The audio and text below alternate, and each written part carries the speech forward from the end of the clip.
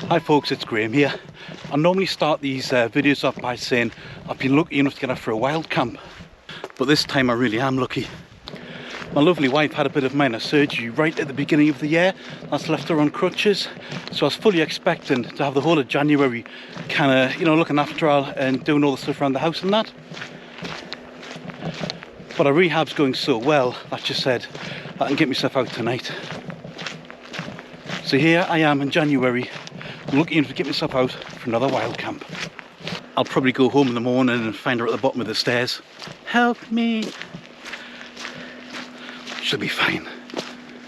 The main thrust of today's video, or tonight's video rather, is that I've been given a rather intriguing bit of kit to test. I've been given some full colour IR night vision goggles to use. First impressions were good. It came in a rather robust carrying box, protective box, and it came with 2 batteries, a neck strap and a cleaning cloth for the lenses.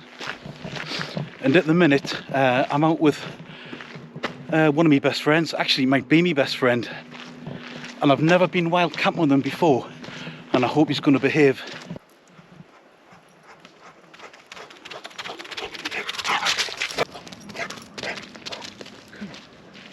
Come on.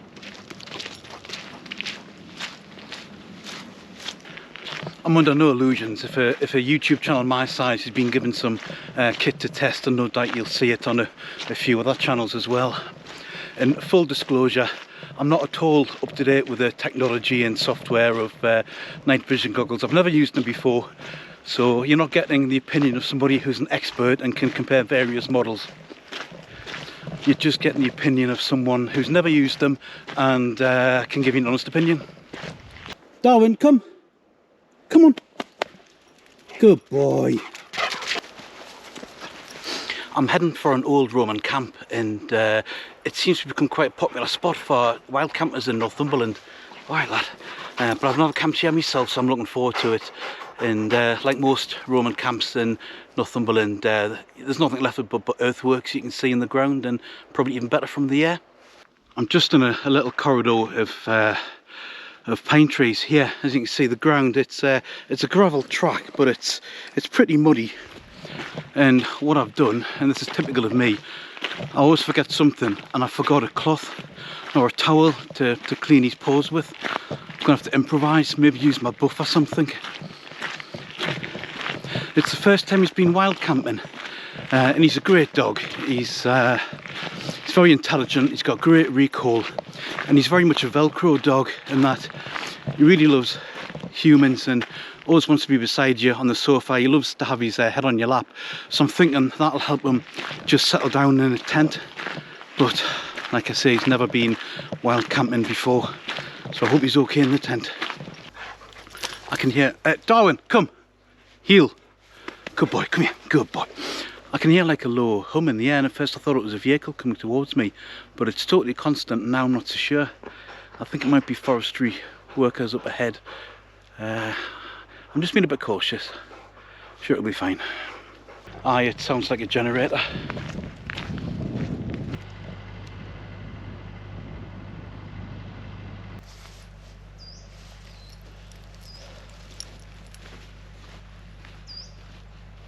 Although I'm checking out the night vision goggles tonight on this video, I've been given something probably just as good. There's a lass called Leslie, brought up in Northumberland, sent us some beers from the Buxton Brewery called Right to Roam, kindly, as well as a hat was in the box as well, and I'm going to have a look at those next week. Next week? I'm not a TV series, I mean next camp. Probably next month. So this is the old Roman camp here. See a tiny bit of snow lying in the outer ditch, and it looks like there's a double ditch with another ditch right in the middle there. And we think it's Roman because there was an excavation here, and they excavated some pottery from the 2nd century AD. It was Roman pottery. I would give you a view from above, but my drone's dropped out my pocket on the way here. I'm going to go back and look for it. It's about an hour till the sun goes down. I'm getting some lovely views across the hills there, the Simon Sides. Because the northernmost reach of this forest almost doesn't quite reach to the Simon Sides. I think it stops shy a mile or so, a couple of miles. There's actually a pretty nice spot here between the two outer ditches where I could pitch a tent. In fact, I think, yeah, this could be the spot. It's a bit tussocky, but you know, nothing's perfect, is it? So these are the night vision goggles I've been given to try, and the first thing I noticed when I picked them up was how light they were. I was a bit of a bird watcher in my early 20s, around the turn of the century, and I was always up and down the Northumberland coast with a pair of 8x42s, and so I know the weight of a similar sized pair of binoculars, and this is very light in comparison, which is something to consider if you're a weight weenie like me, who understands that every gram you put on your back you've got to carry. I'll tell you how unused I was to night vision binoculars. I first got them out, I opened them up, and I turned them on, and I spent ages looking through this end, wondering why I couldn't see anything. And of course, that's the business end. You actually look through this end here. There's a slot where the battery goes at the back with two tabs that you just push in, and there's another covered slot here, and that's how you either charge it up with a C-type cable, and that's the little memory card. It's got a micro SD card you put in there, because you can record video, and obviously you can record photographs on it as well. I like the general shape of them, you know. It kind of makes me feel like I'm a rebel on the ice planet Hoth in a trench, and I put these up and I can see the AT-ATs slowly walking towards me. Didn't turn out too well for the rebels on Hoth, did it? So let's hope I have a better night tonight though. The outside has a bit of a kind of it's hard plastic, and it's got a bit of texture, but I would have preferred a kind of rubbery grip, just for tactileness, and it just feels a bit better, doesn't it? Maybe especially in the cold. But it's also got a screw mount, well, a female screw mount on the top, and a cold shoe, and the same on the bottom as well if you want to add additional equipment to it or put it on a tripod. It's got 6 buttons, and they have got symbols on them and writing, but you can't see them too well. It's going through its little boot up routine there.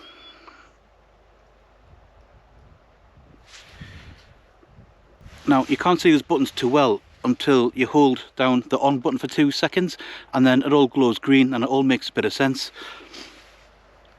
It's got your on off button, it's got your button for going through the menu up and down, and these change the IR sensitivity as well.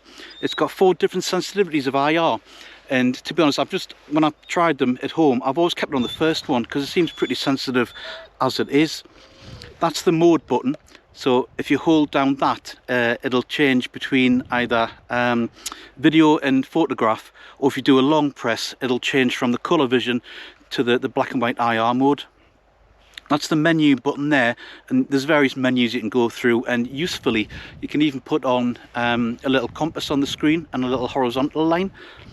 And the final button there is just when you want to start recording or take a photograph. So it's 4:01 now, the sun sets in 18 minutes, then after that it's going to get very dusky in about 30 minutes, so we'll test these out soon. What I'm also looking for while I'm here is there's a medieval standing stone. That's just the remains of a medieval cross. It's just the socket and a bit of the shaft left, and it's around here somewhere. I've never seen it, and I'm pretty curious. Darwin! Come! Got great recall. Good lad. Good boy. Yeah, get all off before you get in the tent. Here it is, Manside Cross. It was made a scheduled monument in 1932 and first mentioned and documented about 1604. We don't really know how old it is. It's supposed to have, it was repurposed as a boundary marker, and it's supposed to have some letters on one. Let's have a look. Oh yeah, yeah. H, and not sure about that. Is that an I?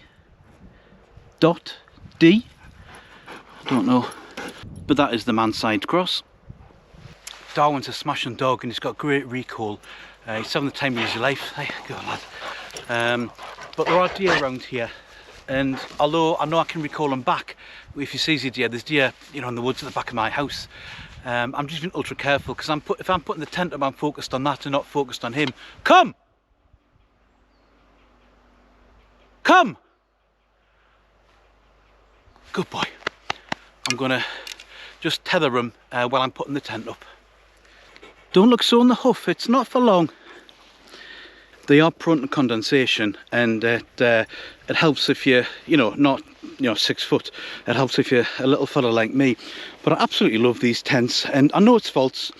I know it's prone to condensation, but like I've said before, I love this tent like I love my wife.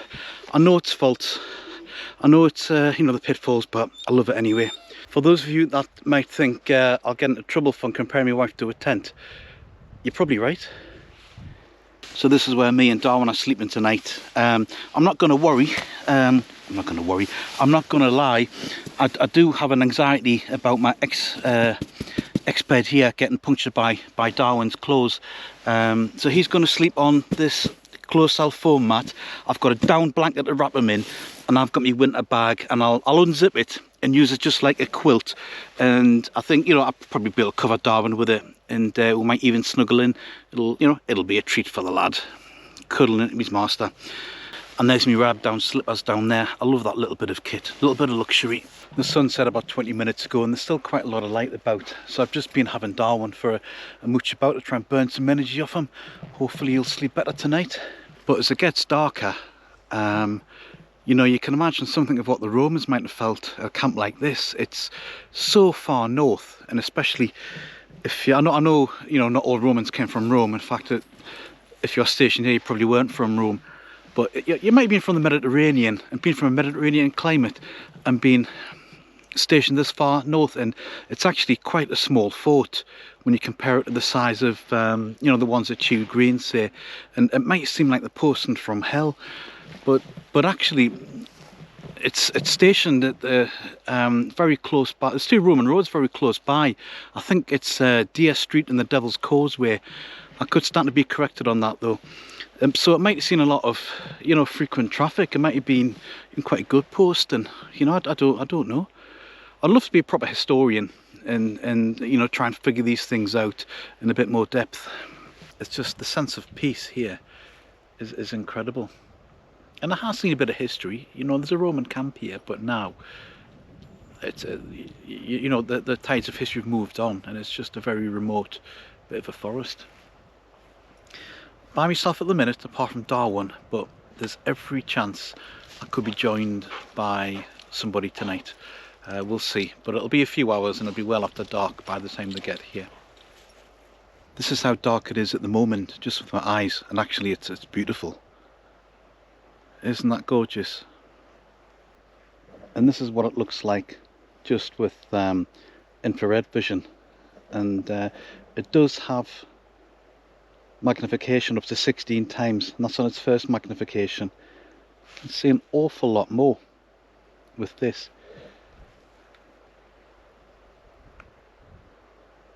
That's with the IR magnified. And again,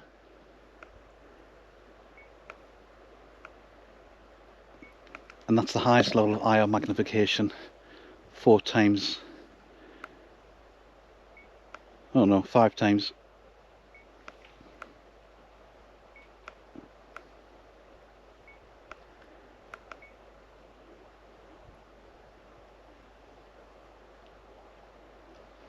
Actually, the IR magnification, sorry, the IR sensitivity, when you put it up,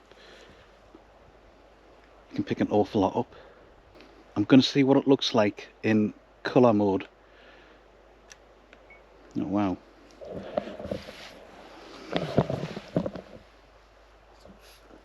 Very dark outside. Can't make out anything, but it's a bit grainy, isn't it? You can adjust the focus with the left hand optic. Let's have a look at what my tent looks like. That's what my tent looks like with your eyes. And here we're looking at my tent with the IR. Oh, Darwin's sneaking out. It's picking my tent up pretty good there.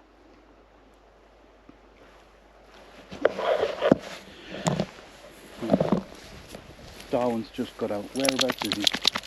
There he is.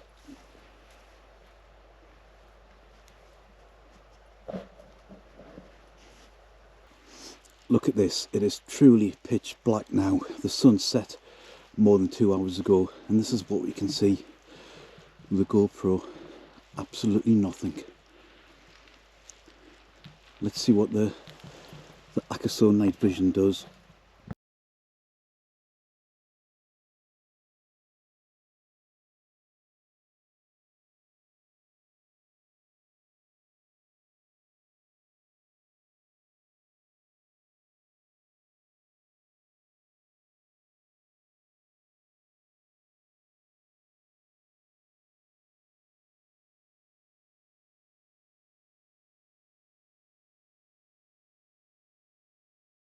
Hi folks, it's time for me bait. It's absolutely freezing. The grass has all gone crunchy and frosty, and there's no clouds above. The sky, the stars are shining down, so it's going to be a really cold night. I've got a venison burger from the best farm shop in the world, Morehouse Farm Shop. Yeah, Darwin's interested, isn't he? And that's going to keep me warm tonight with some grilled halloumi and a little bit of homemade chutney in a bun.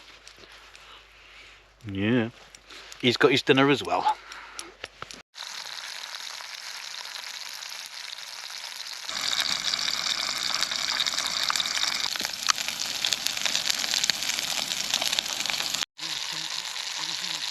Then I'm just going to fry a little bit of halloumi for the top of the burger. And then on my venison and halloumi burger, I'm going to put a bit of homemade chutney, and this is stuff I made myself, and it is green tomato and chilli. Good stuff.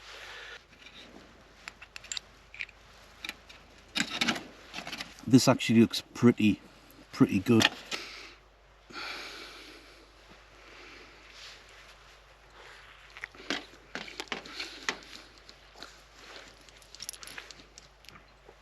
Right, I've got a ration pack vanilla flavoured cake, courtesy of the gentleman Decker Coombs. So I'm going to... Darwin, get your nose off, man. Open the packet. Go on. Which I'm going to enjoy. Don't worry, folks, he did get a bit of my burger.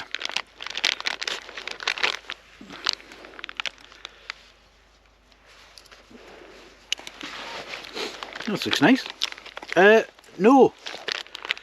I did want to cheer my wife up after a recent hospital stay, so I said, do you want to go and see the new vampire film? And she said, which one? I said, Nosferatu? And she went, no. I said, why not? She said, I haven't seen the first one yet. Nosferatu? Yeah. Okay. Fair enough. Well, folks, it is absolutely bone-chilling cold out there. I don't think I've put enough layers on. I've got this thin sort of like Alpkit t-shirt, then I've got the Montane Icarus jacket. I don't think it's enough. I'm going to get in the tent, I'm going to get in my sleeping bag, and maybe Darwin can provide a bit of warmth as well, but I'm absolutely shivering out here.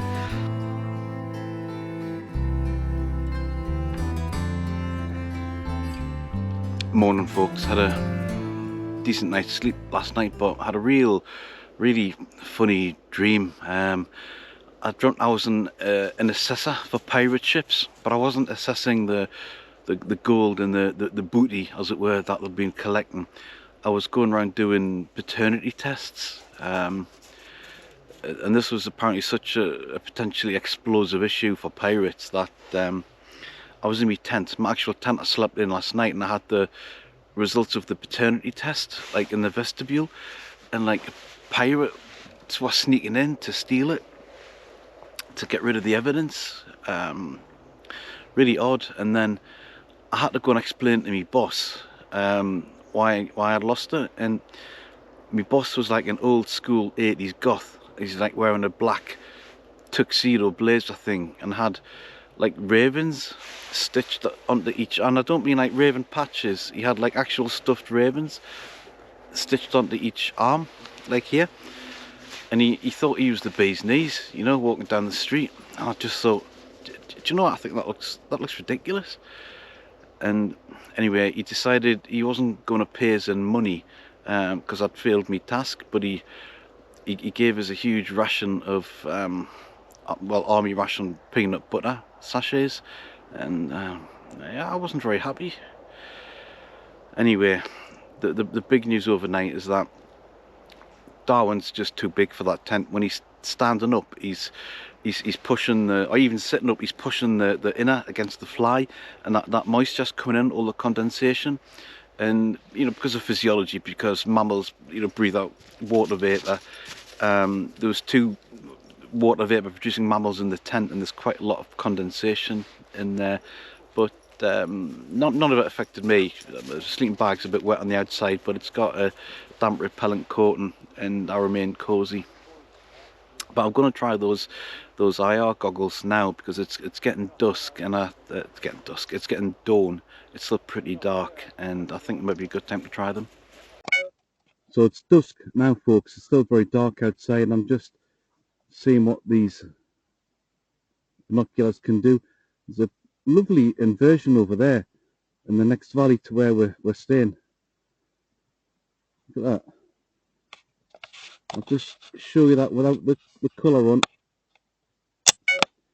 And it's still, I mean, it's a bit grainy, it's still relatively focused, but I think the colour brings that out a little bit more.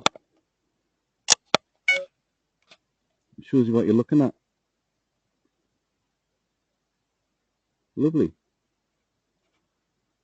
I'm just going to pick up my tent over here. There it is in the dawn. Let's see if I can find that dog of mine. Where is he? Darwin! Come! Ah. Come!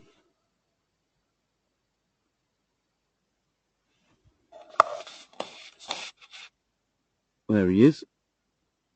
Good boy. Come on! Yeah, I see him. Come! Careful with the fence, lad. Oh, he's still got his lead on. Absolute high energy dogs, these. Whoa! Good boy. And that's where we camped last night, folks. Leave no trace as always. And this is our morning view this morning.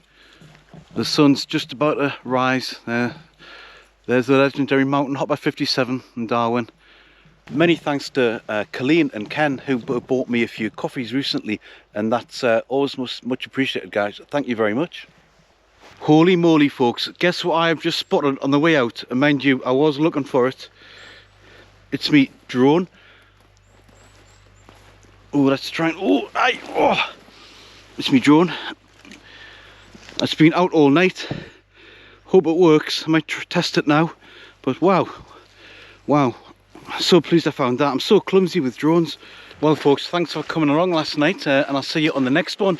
And as for the point of the video, what do I think of those night vision binoculars? Well, like I said, I can't compare them to anything else because it's the first time I've used them, but they seem to me to be good value, pretty functional.